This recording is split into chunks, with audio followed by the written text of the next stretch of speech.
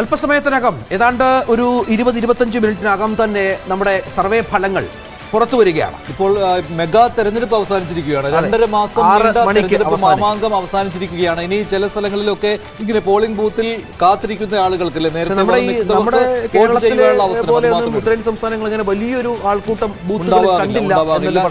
മന്ദഗതിയിലായിരുന്നു. ഇന്നും പോളിംഗ് മന്ദഗതിയിൽ തന്നെയാണ് നടന്നത്. അതായത് ഇനിയുള്ള സമയം എക്സിറ്റ് പോൾ ഫലങ്ങളുടേതാണ്. അതിൽ രാജ്യത്തെ ഏറ്റവും വലിയ എക്സിറ്റ് പോൾ ആണ് ന്യൂസ് 18 പുറത്തുവിടാൻ പോകുന്നത്.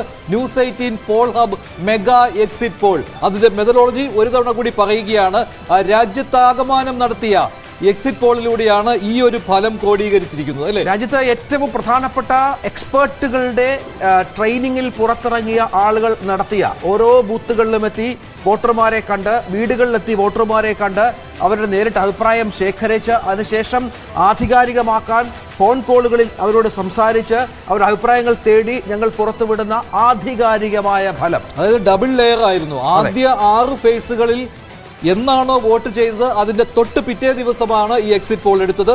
ബാക്കി ഇന്നത്തെ ഈ 7ാമത്തെ ഘട്ടത്തിലായപ്പോഴേക്കും ഇന്ന് തന്നെ വോട്ടർമാരിൽ നിന്ന് അഭിപ്രായം തേടുകയാണ് ഉണ്ടായത്. ഇതായിരുന്നു അതിന്റെ രീതി. രാജ്യത്താകമാനം നോക്കുകയാണെങ്കിൽ 95,000-ഓളം സാമ്പിളുകളാണ് ഉദ്ദേശിച്ചത്. 92,800 സാമ്പിളുകളായിരുന്നു. പക്ഷേ 95,000 സാമ്പിളുകളാണ് ശേഖരിച്ചത്. അതിൽ നിന്നാണ് ഈ ഡേറ്റ ക്രോഡീകരിച്ചിരിക്കുന്നത്. നേരത്തെ തയ്യാറാക്കിയ വളരെ കൃത്യമായി സ്ട്രക്ചറലായ ചോദ്യാവലികൾ കൊണ്ടാണ് ഞങ്ങൾ ഈ വോട്ടർമാരെ സാമ്പിളിംഗ് ആണ് നടത്തിയത്. അത് ശാസ്ത്രീയമാണ്. ഈ രീതിയിൽ എക്സിറ്റ് പോളുകൾ എടുക്കുന്നതിൽ അതേ രീതി തന്നെയാണ് അവലംബിച്ചിരിക്കുന്നത്. 21 സംസ്ഥാനങ്ങളിൽ, അതായത് 4 സീറ്റുകൾ മുതൽ മുകളിലേക്ക് ഉള്ള സംസ്ഥാനങ്ങളിലാണ് ഈ എക്സിറ്റ് പോളുകൾ നടത്തിയത്. അങ്ങനെ വരുമ്പോൾ 518 സീറ്റുകൾ, 518 മണ്ഡലങ്ങൾ ലോക്സഭാ മണ്ഡലങ്ങൾ കവർ ചെയ്തു. അവിടെ ഓരോ സ്ഥലങ്ങളിലും ബൂത്തുകളിലെത്തി, വീടുകളിലെത്തി.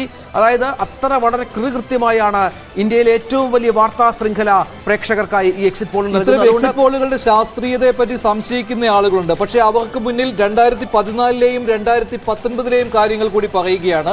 ഈ 2 തവണയും 2 ലോക്സഭാ തെരഞ്ഞെടുപ്പുകളിലും ന്യൂസ് 18 നടത്തിയ എക്സിറ്റ് പോളുകൾ കൃത്യമായിരുന്നു. അത്രത്തോളം ആധികാരികമായാണ് ഞങ്ങളുടെ സർവേ ഫലങ്ങൾ. അത് പുറത്തു വരാൻ, പ്രേക്ഷകരിലേക്ക് എത്താൻ ഇനി ഏതാനും മിനിറ്റുകൾ. 2019 എക്സിറ്റ് പോൾ നടത്തുമ്പോൾ അത് ഏറ്റവും ശ്രമകരമായ ഒരു കാര്യമായിരുന്നു. കാരണം അന്ന് രാഹുൽ ഗാന്ധി പ്രധാനമന്ത്രിയാകാൻ പോകുന്നു എന്ന രീതിയിലുള്ള ഒരു പ്രതീതി ഉണ്ടാക്കിയ സമയമാണ്. ആ സമയത്ത് പോലും കൃത്യമായി തന്നെ ഫലം പ്രവചിക്കുവാനായിട്ട് ഈ എക്സിറ്റ് പോളിലൂടെ സാധിച്ചിട്ടുണ്ട് ന്യൂസ് 18.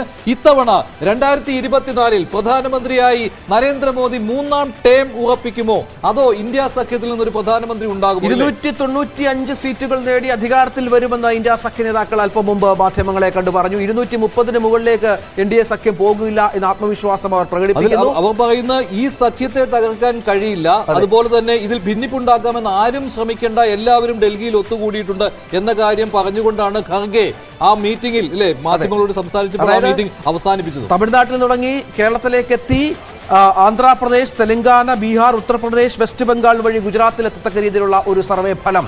കേരളത്തിലെ, ഇന്ത്യയിലെ എല്ലാ സംസ്ഥാനങ്ങളിലെയും വളരെ കൃത്യമായുള്ള മണ്ഡലങ്ങളിലെ ഫലം ഞങ്ങൾ അല്പസമയത്തിനകം പ്രേക്ഷകരിലേക്ക് എത്തിക്കും. ഇത്തവണ രാഷ്ട്രീയ പാർട്ടികൾ, അതിൽ പ്രത്യേകിച്ച് BJP കൂടുതൽ ശ്രദ്ധ കേന്ദ്രീകരിച്ച തെക്കേ ഇന്ത്യയിൽ നിന്നാണ് തുടങ്ങുന്നത്. അതിൽ തന്നെ തമിഴ്നാട് ഇന്ത്യ സഖ്യത്തിന് ഏറ്റവും കൂടുതൽ സീറ്റ് നേടിക്കൊടുക്കുമെന്ന് ഇപ്പോഴും കരുതപ്പെടുന്ന, അതിൽ ഉറച്ചു വിശ്വസിക്കുന്ന തമിഴ്നാട്ടിൽ നിന്നാണ് ഈ എക്സിറ്റ് പോളിന്റെ യാത്ര തുടങ്ങുക.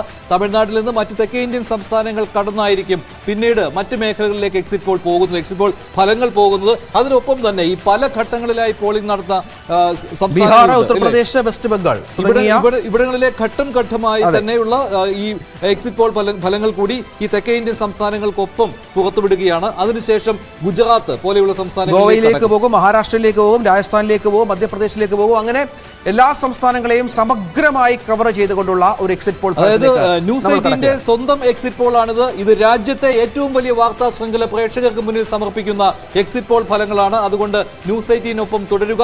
എന്താണ് രാജ്യം ഈ 2.5 മാസം കൊണ്ട് ചിന്തിച്ചത്? ആരാണ് രാജ്യം ഭരിക്കാൻ പോകുന്നത്? ഇതിന്റെ ഒരു ഏകദേശ ചിത്രം കിട്ടാൻ പോവുകയാണ് ഈ എക്സിറ്റ് പോളിലൂടെ.